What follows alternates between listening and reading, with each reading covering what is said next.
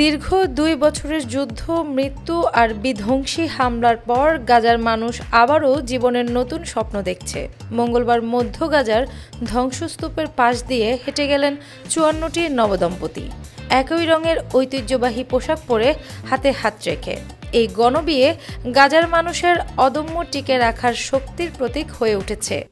এই নবদম্পতিদের মধ্যে ছিলেন ২৭ বছর বয়সী ইমাম হাসান লাওয়া এবং হিকমত লাওয়া।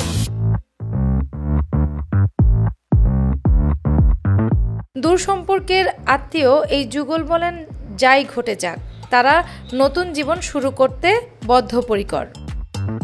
হিকমত বলেন, যা কিছু ঘটুক না কেন, আমরা নতুন জীবনের শুরু করব। সৃষ্টিকর্তার ইচ্ছায় আশা করি এই যুদ্ধ শেষ হবে। যুদ্ধবিরতি আংশিকভাবে কার্যকর হওয়ায় ফিলিস্তিনের সাংস্কৃতিক ঐতিহ্য বিয়ে আবারও শুরু হলেও আনন্দ আগের মতো নেই। ইমাম হিকমত সহ গাজার অধিকাংশ মানুষ এখনও বাস্তুচ্যুত। নিকটবর্তী দেইর আল বালা শহরে আশ্রয় নেওয়া এই দম্পতি খাদ্য, আশ্রয় ও প্রয়োজনীয় জিনিসপত্র জোগাড় করতেই হিমশিম খাচ্ছেন।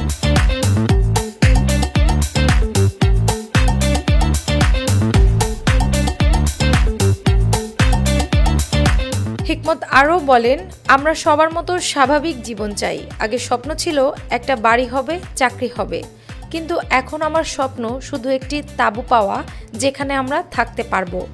সমাজবিজ্ঞানী রান্ডা শেহরান মনে করেন, এই ধরনের গণবিয়ে শুধু পরিবার গড়ার নয়, একটি জাতির লুপ্তপ্রায় স্মৃতি, সংস্কৃতি ও বংশধারা টিকিয়ে রাখার প্রতীক।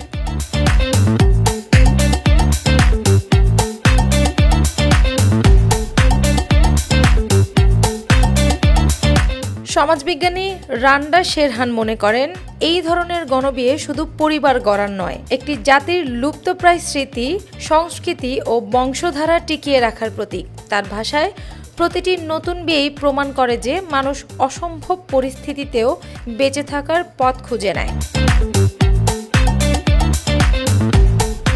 গণবিয়ের দিনে বরেরা গাড়িবহরে গাজা শহরের ধ্বংসস্তূপের ভেতর দিয়ে শোভাযাত্রা শুরু করেন। হাতে ফিলিস্তিনি পতাকা, পাশে বাদ্যের তালে উৎসব মুখর নাচ।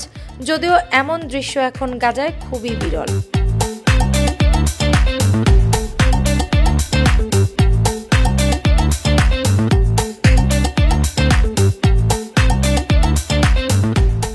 ভঙ্গুর যুদ্ধবিরতির সুযোগে এই ঐতিহ্য আবারও ফিরতে শুরু করেছে, তবে আগের মতো জাঁকজমক আর নেই। এই গণবিয়ের পুরো আয়োজন করেছে সংযুক্ত আরব আমিরাত ভিত্তিক মানবিক সংস্থা আল ফারেস আল শাহিম।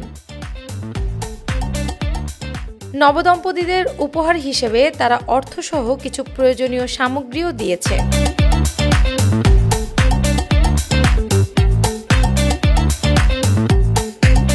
ফিলিস্তিনি বিয়ে সাধারণত কয়েকদিন ব্যাপী উৎসবের মাধ্যমে পালিত হয়, কিন্তু যুদ্ধের ধ্বংসযজ্ঞ সেই সব আনন্দ কেড়ে নিয়েছে। তবুও এই গণবিয়ে দেখিয়েছে ধ্বংসের ভেতরেও আশা, ভালোবাসা আর বাঁচতে চাওয়ার আকাঙ্ক্ষা হার মানেনি। উল্লেখ্য, ২০২৩ সালের ৭ অক্টোবর থেকে গাজায় ইসরায়েলি হামলায় ৭০,০০০-এর বেশি ফিলিস্তিনি নিহত এবং ১,৭০,০০০-এর বেশি আহত হয়েছেন, যাদের বেশিরভাগ নারী ও শিশু। ২ বছরেরও বেশি সময় ধরে চলা এই যুদ্ধ গাজাকে প্রায় পুরোপুরি ধ্বংসস্তূপে পরিণত করেছে। অ্যানি আক্তার, বাংলা বাজার পত্রিকা।